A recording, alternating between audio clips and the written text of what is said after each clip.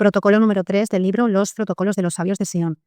Lo primero que nos dice este protocolo es que ya falta poco, que solo queda un poco de tiempo para que todo empiece a desordenarse completamente, que empiecen a aparecer crisis, problemas económicos, quiebras, como si todo lo que parecía estable empezara a romperse por muchos lados a la vez, pues no de golpe, sino como cuando algo se va desgastando hasta que ya no aguanta más.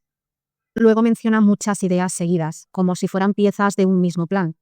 Son estas: la serpiente simbólica, que explicaré lo que es; el equilibrio de los gobiernos que se vuelve inestable; el miedo dentro del poder; la ambición; los parlamentos que solamente hablan; los periódicos que atacan; los abusos; la esclavitud económica; la verdad del pueblo; los ricos que acumulan; la caída de la aristocracia; el hambre; el poder del dinero; la llegada de un líder absoluto; la educación del futuro; el orden social; las crisis; la seguridad de los que controla; la revolución; la pérdida de líderes; el dominio final; la influencia invisible y la libertad entendida de una forma peligrosa. Todo esto no son cosas separadas. El protocolo las presenta como partes de una misma maquinaria. Después, pues dice claramente que están cerca del final de este proceso, que este círculo del que habla como una serpiente que se muerde la cola, pues está a punto de cerrarse. Y cuando se cierre, los países quedarán atrapados, como si algo les apretara sin dejarles escapatoria, como si todo estuviera preparado pues para ese momento. Explica que el equilibrio de los gobiernos, eso que parece que mantiene todo en orden, ha sido manipulado pues no para estabilizar, sino para lo contrario, para que nunca deje de inclinarse hacia un lado y hacia otro, creando tensión constante hasta que este sistema se desgaste por completo. La gente cree que ese equilibrio funciona, que tarde o temprano todo se ajusta, pero el protocolo dice que no, que los gobernantes están rodeados de personas que no controlan bien lo que hacen, que se dejan llevar, que no tienen responsabilidad y aún así tienen poder, y que ese poder se sostiene por el miedo dentro del propio sistema. Ese miedo hace que los gobernantes no se acerquen al pueblo, que no haya conexión real, que no puedan unirse con la gente para defenderse. Y así, pues se rompe algo muy importante. Porque por un lado está la capacidad de ver, de entender qué tendría el que gobierna, y por otro lado está la fuerza, la cantidad que tiene el pueblo. Pero si separas estas dos cosas, no sirven para nada. Es como alguien que no ve y no tiene bastón, no puede avanzar. Luego explica cómo se empuja a las personas ambiciosas pues a querer más poder, a competir, a enfrentarse, a luchar entre ellas. Se alimenta ese deseo, se crean partidos, grupos, ideologías, todos compitiendo, y así cada país se convierte en un lugar de conflicto constante. Y en ese ambiente los parlamentos dejan de ser lugares donde se decide algo y se convierten en escenarios donde la gente habla sin parar, discute, compite por quien habla mejor, pero sin resolver absolutamente nada real. Los periodistas y los que escriben atacan constantemente, critican todo, crean ruido, crean escándalo, y eso hace que la gente pierda confianza, que todo parezca mal, que nada funcione correctamente.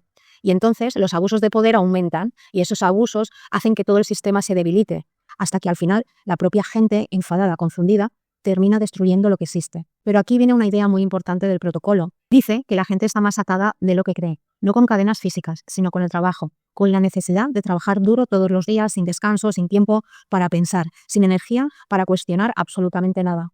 Y aunque existan derechos en teoría, en la práctica, para alguien que vive así, pues no significan casi nada. ¿Por qué? ¿De qué sirve tener derechos si no puedes usarlos? Entonces esos derechos pues se convierten en algo más bien imaginario, algo que está escrito pero que no cambia la realidad. Y lo único que recibe esa persona pues son pequeñas recompensas, pequeñas ventajas a cambio de seguir el sistema, de obedecer, de participar, de votar. Después habla de cómo antes existía una clase alta, que tenía interés en que el pueblo estuviera bien, porque dependía de él. Pero cuando esa estructura desaparece, el pueblo cae en manos de personas que solo buscan enriquecerse y que no tienen ese vínculo y que lo oprimen más. Y entonces aparece otra jugada, presentarse como salvadores, ofrecer ayuda al trabajador, decirle que hay movimientos, grupos, ideas que pueden liberarlo, que hablan de igualdad, de justicia, pero que también forman parte del mismo sistema. Luego entra algo bastante duro. Dice que el hambre, la necesidad, la debilidad son herramientas, porque alguien que tiene hambre, que está cansado, que está débil, pues no tiene fuerza para resistirse y entonces obedece. Y el dinero tiene más poder sobre esa persona que cualquier autoridad antigua. La miseria crea odio, crea envidia, crea frustración. Y esas emociones se pueden usar pues para dirigir a la gente, para hacer que actúe, para que ataque, para que destruya, incluso sin entender del todo por qué. Y cuando llegue el momento final, esas mismas personas serán utilizadas para eliminar cualquier obstáculo para que llegue ese poder final, ese líder absoluto.